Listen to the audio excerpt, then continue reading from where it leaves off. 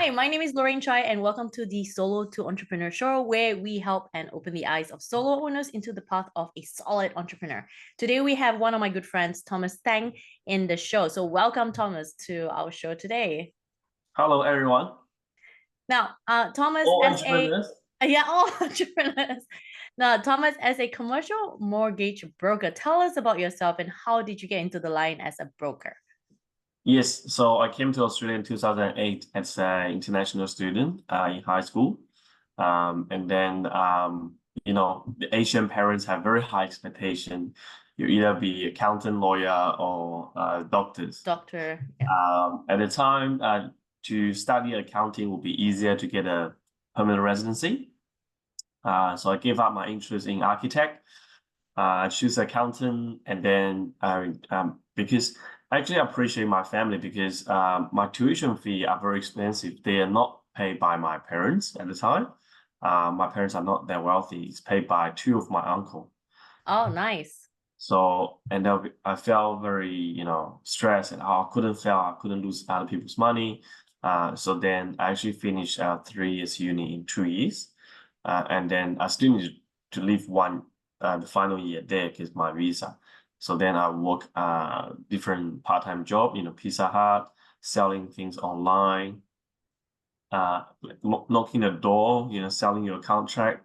So that's the thing about like international students, because I was an international student myself, and Yeah. it's with the exchange rate for us is very expensive, isn't it? So it's doing all this extra work, like yourself, and it's making things work Yes. to make it happen. I think even now, sometimes I get commission for 5, 10, 20 grand for one deal I follow maybe for 5 or 3 or 2 years.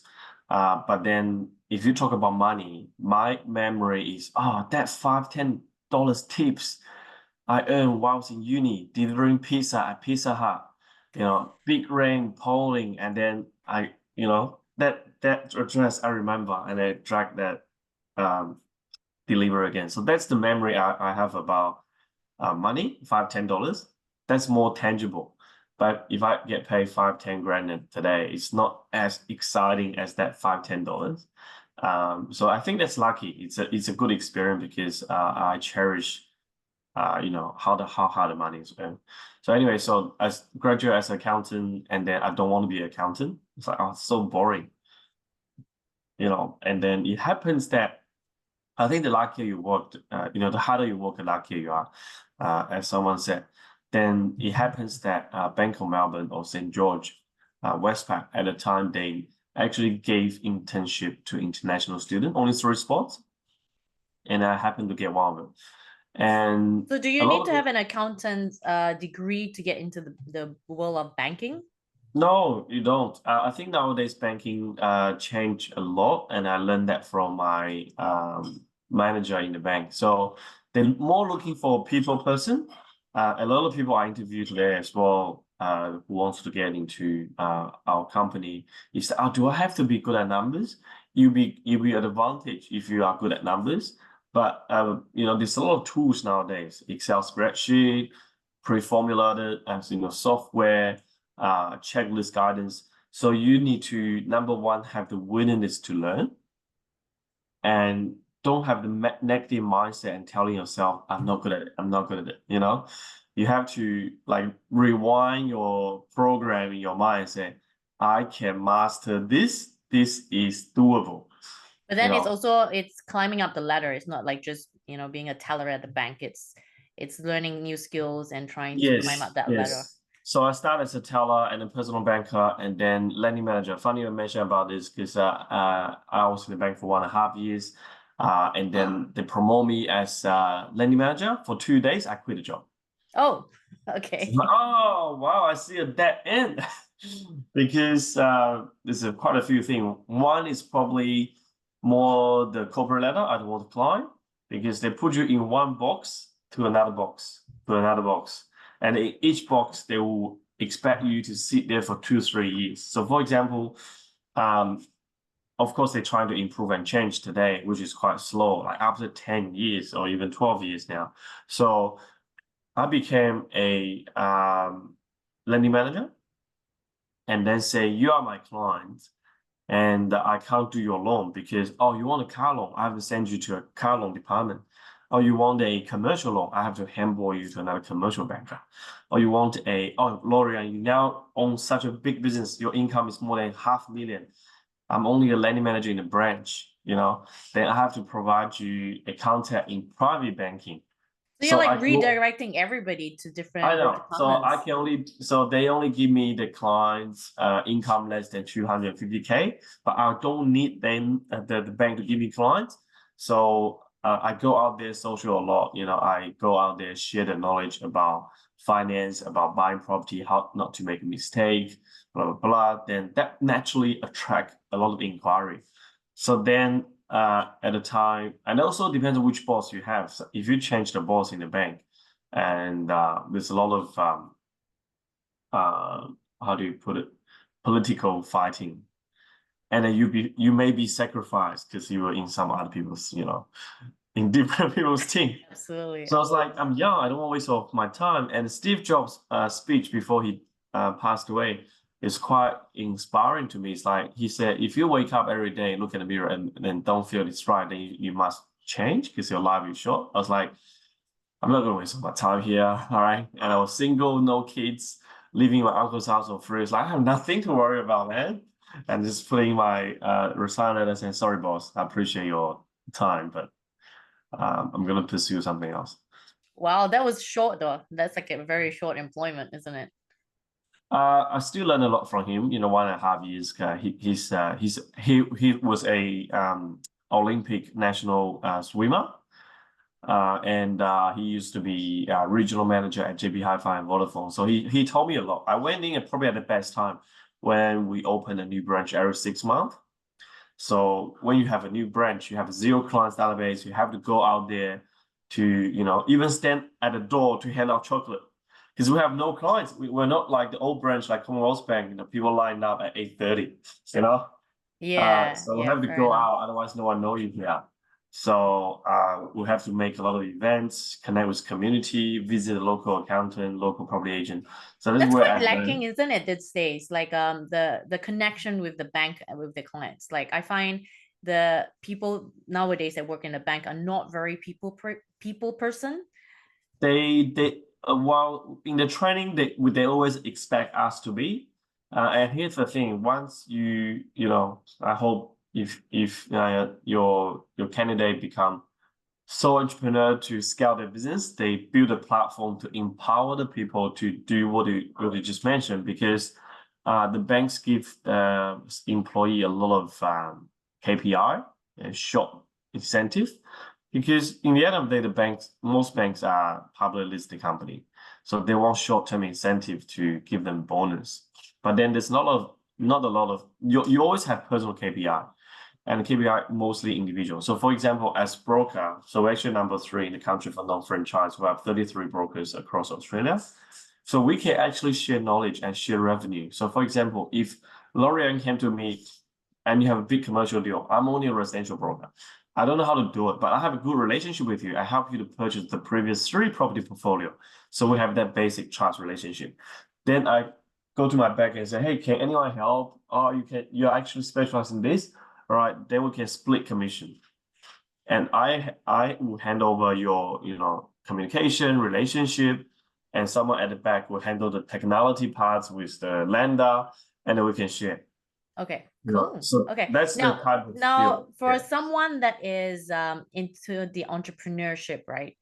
Yeah. Is it possible to get a loan to start a business from scratch, or probably buying? Is it easy to get a loan when you're buying over a business? Yes, you can if you are prepared. So I love your business name, solo entrepreneur, because Australia there's a lot of SME, small to medium business, and people start by themselves. And if you even for startup, there are a lot of banks offering business loan. The interest rate is 8 to 12%. All right. So if you go for a personal loan with your personal name, it's only 50K cap. But for business plan, if you have a solid business plan, they have all the templates in place. They'll ask you, what's your experience? Where's your website? Who's your supplier? What's your business activity? and you demonstrate them some business plan, invoice coming in, contract already signed. They And that actually is willing to, completely yeah. different to getting a grant, isn't it? It's different from getting a grant. The grant is giving away for free. You can go there and they're willing to lose money. But business loan is something you actually need to repay. So financial discipline. So that's something that you should know your numbers. They will actually, there's another Excel spreadsheet as well. They will ask you to forecast your business cash flow. So the product is like 100 to 250K, depends on the scale of your new startup, your past experience. And then the interest rate is anywhere between 8 to 12%. And also if you have a property tied in or not. And there's a lot of risk you need to consider. Should you put in your personal asset or not? Are there other business partners too? What's the legal obligation of each? Okay. And then if someone that's interested in being a business investor, so what is the process of getting a loan to buy a business? Buying business, you have to do a lot of due diligence. I probably wouldn't expect, I'd never advise, like yesterday, literally, there's a client came to me, say, oh, Thomas, I got this $500,000 in my pocket now. I'm PYG. I want consulting firm, but I'm sick of it. I want to get out. And then I want to buy this and that business. I want to buy a rental book and become, it's like, don't buy something you never done it before, unless you're probably a staff there, quit your job today, join another property agent company, be a rent book manager for 2-3 years before you're considering buying. Otherwise, So it's yeah, knowing all the details of a business as well, isn't it, before it actually is. getting a broker into the picture. We heard so many people lose money feeling regret because buying a business is not like buying a laptop. I hate this. I'm gonna get refunded tomorrow or I'm gonna chuck it away. I hate to say this, but a lot of time you can buy yourself a job at the very beginning. You bought yourself a job before you can get someone to replace it, before you create all this SOP, standard operational procedure. So, and best business to buy is probably the place you work. One of the best business, like if the business have that share incentive, you can buy part of the share, or you can, become a manager there and then become one of the partner there. It's like I'm the partner for my business. I'm the second employee with this company. I follow this mentor who's now my business partner. He was very good. He was top in the country. And he's at the stage that he wants to expand the business and looking for young entrepreneur who is willing to work 24/7. So that was me, and then he told me everything. And then instead of leaving the company and leaving him, which the commission split and revenue share are very, very fair. So I gave up going out. I was like, okay, June, let's make this work, because if you go out, it depends on what industry you are in. At least for us, we're more like professional service, a bit like accountant and lawyer. So if you group up, then you can share a lot of information. And plus that, we have a little bit sales components as well. The lenders expect us to sell their loan. So if we settle, we currently settling 200 application per month, which is 100 million net settlement a month, which is an amazing number. So the banks look at it like, wow, I want a piece of your pie. So then they'll come to give us, upgrade our accreditation, our licensing, all the banks highest level. They'll give us the best speed, a dedicated person to approve our deal, faster turnaround time, more accurate judgment, sometimes even cheaper. So rather than if you say, like say I have 10 property, but to the bank, I'm only a small number. But if I give them 200 property a month, they'll be like, okay, you're our member now. So because they're short of staff in the bank, they also have KPI. So you need to know the game very inside out. Otherwise, if there's a wrong impression, you look at everyone else and you look at, oh, they earn so much money. It's so easy to be a broker to earn money. It's so easy to be a dentist. It's so easy to, have a cafe. But they don't know that there are people who run cafe, go bankrupt. There are people who run broker business, didn't do so well, went back to the bank, So you have to have a comprehensive overview. we can probably create a questionnaire for them, before you buy a business. It's more than just get a lawyer to check the contract, get an accountant to audit the financial. It's about, can you drive that business? Absolutely. Okay, so having said that about the question, like as a business owner, what is a must-ask question to a broker? Self-employed clients, I'm self-employed as well. Most of brokers is self-employed. I mean, a lot of people they're too nice. If you're only buying one property or two property, if your scenario is very straightforward, you earn a lot of profit, and you have very high PAYG income. No problem with servicing. You don't have to ask. You basically giving your business away to anyone, But if you're that serious about money, and you want to grow, you want your broker to be like a money coach, or business coach, a bit like a business coach to yourself, part of your business consultant, that panel, then you have to ask a series of questions. So I learned this from one of the book in Australia called Australia Property Finance Made Simple. The author, Australia Property Finance Made Simple. Okay. The author is also in Melbourne. We met about a few times for coffee. I sent him some clients as well. He sell luxury townhouse for some of the investors. So he used to work in National Bank as a private banker. So he got 16 questions in there to be that serious, ask about your broker. It's like you go to see a GP, you actually don't check. You don't check, hey, Mr. GP, where's your degree? How good are you? How would you deal with your patient if they have this issue or not? But the broker questionnaire, you have to ask, how many years been in the industry, what type of clients you have, what's your plan to grow my portfolio, my business? But this is before doing business with a broker, though, isn't it? Before, a lot of people find out later. So that's what I hate as well. A lot of people, they say, oh, Thomas, I gave the business to that friend or to that residential broker I dealt with, but they don't have any commercial experience. This is a real example. During Christmas, someone called me and said, Thomas, I heard that you're very good with commercial, so how can I help you? I engaged this random broker, haven't asked all those questions, and I end up knowing that he doesn't know how to do it, waste of us 4 months time buying this hotel, and fell through. And we got this approved, but we almost did like, show me all the email conversations, like you never got it approved. So you're never going to prove. First of all, you don't have money discipline. You don't have the basic knowledge and concept. Second of all, you're being misled by someone who doesn't know what they're doing as well. Okay, so give us a list of things to look out for in terms of a good broker. Who have done it more than you before, basically. Okay. So if you want to build up a property portfolio, hey, I have one owner-occupied property now. I want to buy another 5, 10, 6. So how many do you have? I have 10. All right. Oh, Thomas, I want to buy another business. Have you done it yourself, or are you done it for many other clients in the similar boats? Okay, I've done this client, one of your competitors, but I have to keep my mouth shut, of course. I can't tell the detail, but I can guide you through how to do it, from the bank's point of view. And if you want to do developments, I have done developments myself before, then I can guide them through that.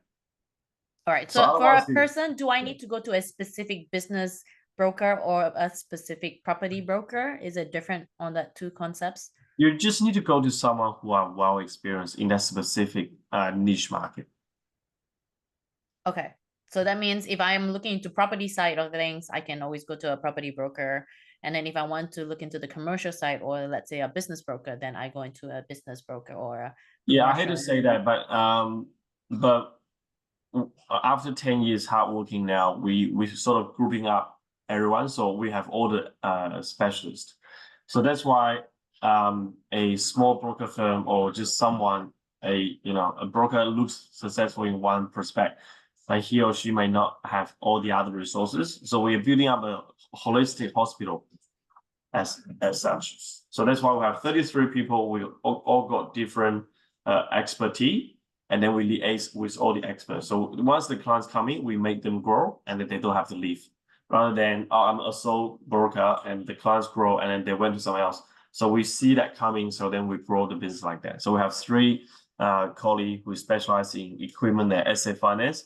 We have an ex-accountant specialized in cash flow, myself doing developments a lot. And then one of my other broker who's a licensed builder. So we specialize in development finance. Okay, so Because some companies have all those components in terms of different. not many, but they Yeah, should. yeah. That's what I advise. Well, some people work together as well. They use a lot of broker. They give us the clients. Hey Thomas, I don't know how to do this, but I want to be responsible and upfront with the clients. So it's like they are the GP. I'm the specialist, Specialist. and then we work together. I'm not going to steal away your clients. Thank you for your honesty. Here's the share I'm willing to give away. If you're happy, we can do the deal. If you're not happy, I don't need the clients too. That's the way to go. That's the way to go. All right. So first, I want to say thank you for serving the country as being part of the army, and I know you're still part of it from what I've Yeah. heard. Now, what kind of skills did you acquire from someone that has been part of the army or still is being part of the army that you have Yeah, thank transferred you. over into, Yeah. helping others and building your own business as well? Yeah, ANZ is coming as well next week operating. And that's also part of the reason I left the bank because I hate to say that, but Asian ceiling it is really there for traditional business. I really felt that too. It's not very of course it's not black and white, but there's a lot of stereotype. Okay, you're a top banker now in the bank. You got this Eureka Award, which is the one of the award in the bank for different position at the time. But then they probably still very stereotyped. Okay, Thomas, I'm gonna send you to be a branch manager at Chinatown. I was like, can you give me some white people to manage? No, It really depends on where you're at, isn't it? It depends on which country as well, because I do understand that concept of maybe Singapore better. Maybe even US is better. But unfortunately, I felt like Australia is more stereotyped and a bit more traditional in a way. We're probably a little bit behind. So I want to learn the management skill in the army school. And my grandfather fought World War II, to defend his own country at the time. So that's like an inspiration. And he was a officer as well. So I went into the officer school, and I appreciate that actually the government provides part-time program. So Army Reserve, it's 60 to 80 days commitment per year. It sounds a lot, but you can actually fit into your life. So it's a 1 weekend per month, 2 to 3 weeks per half year, and then Tuesday night every week. It's like a holiday going away, You You're don't like make promoting people to join the reserve. I don't get commission for that, I get a commission from the king as officer, but I don't get commission by people sign up. But it's a great cause. So then at the time I was young, I want to grow. I can't afford MBA degree, but then you get paid tax-free money from this, which is not the purpose, of course. But imagine the government need to spend $1 million on you to make you graduate, like a qualified officer, to command the trip. So we are trying to manage 30 people under combat environment. When people are shooting at you and you have to get the things done. So a lot of management I learned in the army is no bullshit. If someone make mistake and bullshit, that's your life on the line, isn't it? Even including yourself, the whole platoon is going to get bombed. You locate us in the wrong position. You haven't done the previous preparation or research properly. So you have to treat every dollar you have like a soldier. This is your money. This is soldier. I think Robert Kiyosaki mentioned this a lot. And then your money is your army. They work for you, and you have to cherish the every dollar and every soldier's life as well. So it is a great community. And I mentioned to you before, it is a lonely journey. It's tough. Sometimes a few days after you don't get sleep much, and then it's easier to make friends later on because now in our mutual network, we have another, beautiful friend in Brisbane. It happens that I have developments there. And because he was in the army for 10 years, I respect him a lot. And then we now start doing business together. Like save me time to do a due diligence on someone. It's the army, even though you left, your reputation still travel fast. You can call up a few mates and hey, say, do you know this guy? Do you know that guy was here? Well, hardworking guy, honest and reliable guy. Yes, then you do the business with them. Yeah. And the army give me 30 people to manage. It's where when everyone in uniform, we're all green. The army doesn't give me 30 Asian to manage like a ninja squad. Hey, give me 30 Asian to manage. You can put it on your resume, ninja chief or something. Assassin squad, yeah. Yeah, assassin squad. All right, so tell us about your superpower. What is your superpower in your industry? I believe it's entrepreneurship. As my business coach gave me the feedback, I was like, hey, Jason Beck was the business coach for brokers only.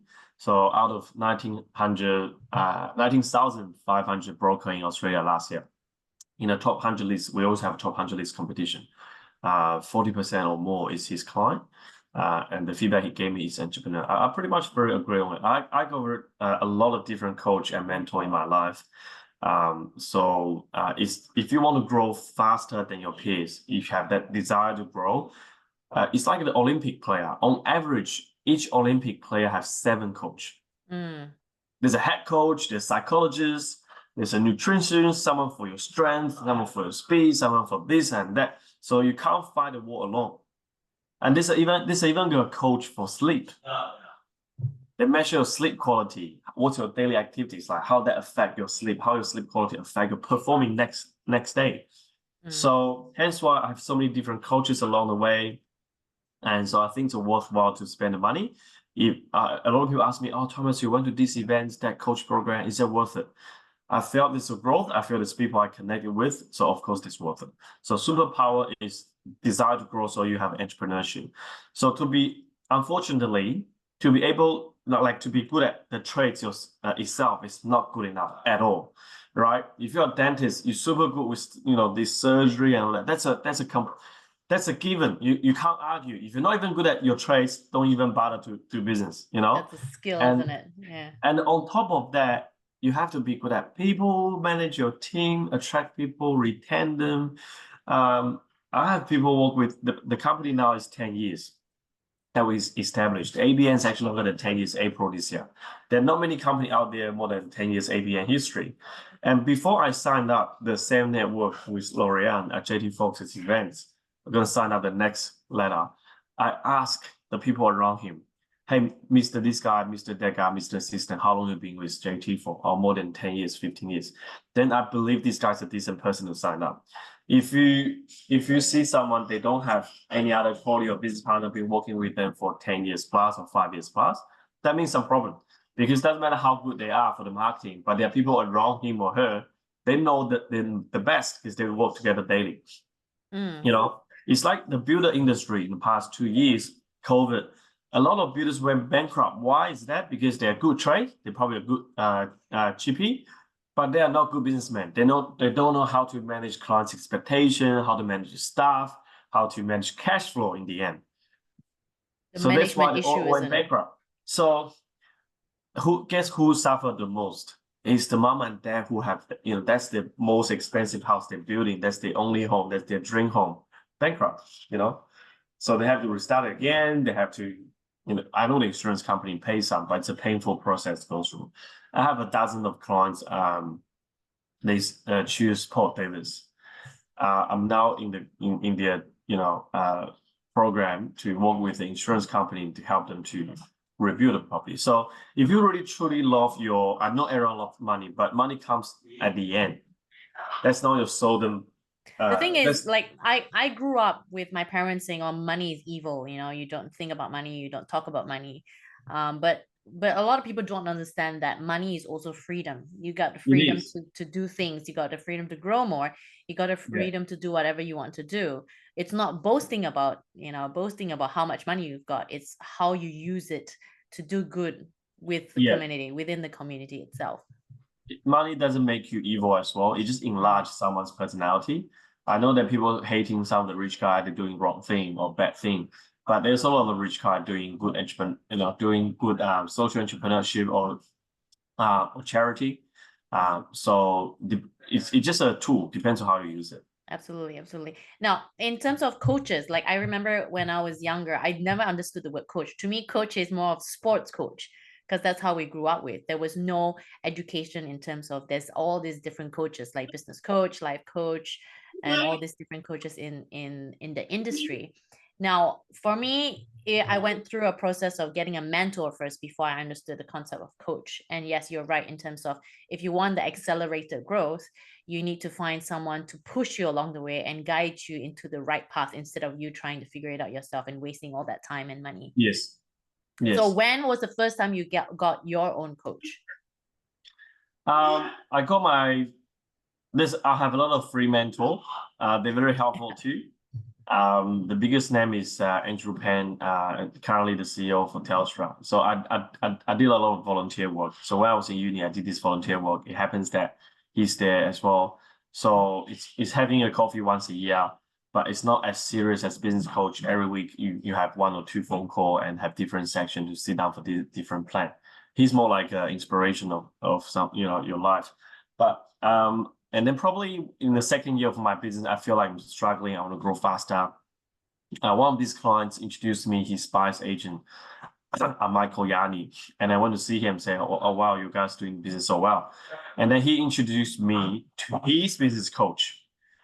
So Michael Yanni, they are a very, very well-established buyer's agent or wealth creation company in Australia. They have 80 quality clients calling them every week, want to book appointment with them. So they're in the business for 20 years. So then he said, here is Mark Creighton, my own business coach. Would you like to speak to him? So I spoke to him and find out, wow, he know what he's talking about. He's like my mini CEO, you know. And it's not like an MBA degree, but then every problem I have is like, hey Mark, I don't have enough time. I just find I'm chasing my own tail. Hey Mark, I'm losing this client because of this. Hey Mark, I'm doing this recruitment process. He always come up with a formula, format, resources for me. And hey, you should consider this, Tom, because this company is trying this, that company is trying that. Advice. Yes, on quick solution. Yes, and then I can just go and practice, and we can follow up quickly. So that helps quite a bit.